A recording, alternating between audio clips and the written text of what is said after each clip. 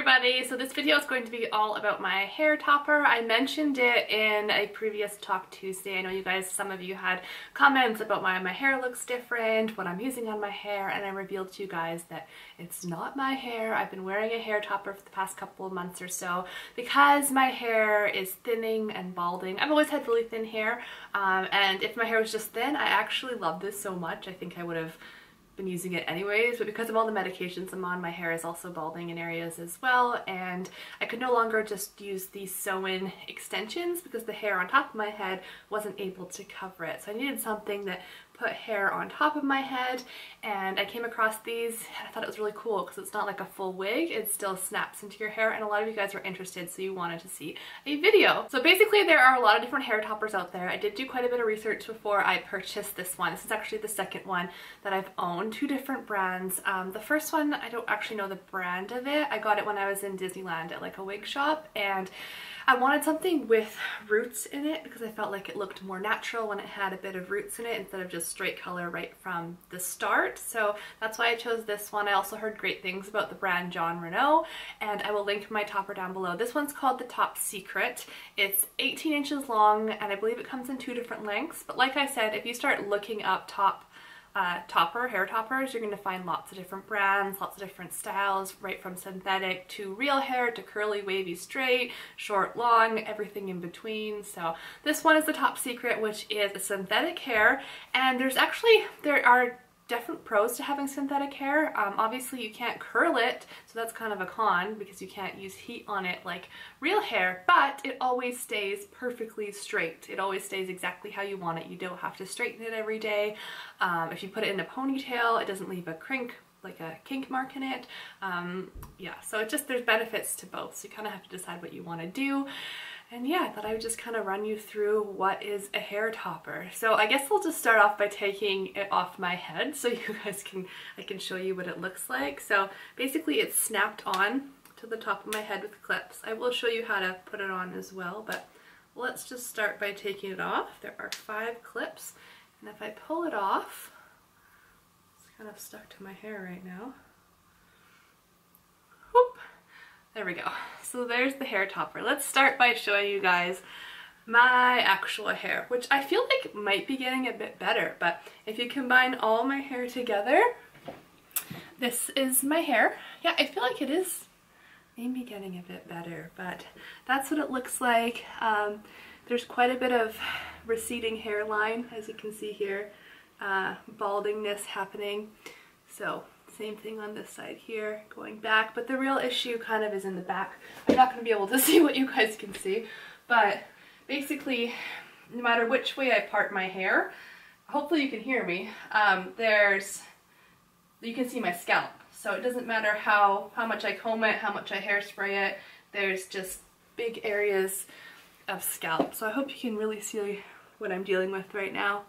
There's dry shampoo in my hair as well, which kind of helps, but yeah, it's just, there's not a lot to work with basically. So that's why I thought I'd put out this video, because if you guys have thin hair and you wanted something like this, or if you are balding as well, or whatever, you might find this interesting. So yeah, I just have my hair underneath. I no longer have to go to the hairdresser and dye it or cut it or anything, which is really sweet.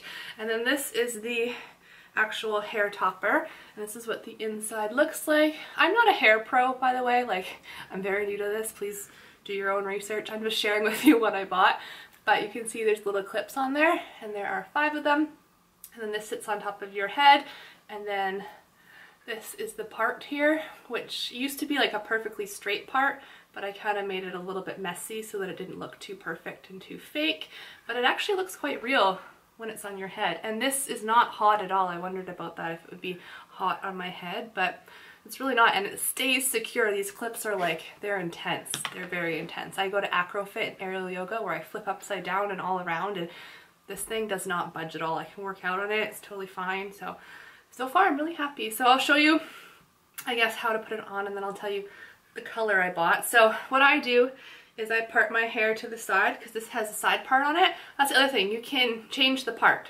Like, you can change up the part. It comes with the side part, but you can make it a middle part or change the side, whatever you want to do. So I kind of line up so that I have a similar part, and then I take the hair topper over top of my head and I line up the part of the hair topper with the part of my hair. Now if you had a lot of hair in the front here, like you weren't thinning too badly, you could set this farther back, like clip it down here, and then your actual hair, like it would blend better. But I have very, very thin hair in the front here, so what I do is actually bring it all the way to the front because I feel like it just looks better. So I bring it right to the front, and then I start with the clip that's over here, and I just scoop up some hair and clip it down like that, and then I move to the one on the opposite side and I pull that one down. It's kind of got some stretch to it, so it really hugs your head. I pull that one down, then I grab this clip and I pull that one down, and then there's one in the very back, and I'm just pushing down on my head so that it's nice and flat with my head. And then the last one's the trickiest for me. It's in the front here because I don't really have much hair here to grab onto, so I have to be very careful that I'm not actually grabbing my head. And then I snap that one down.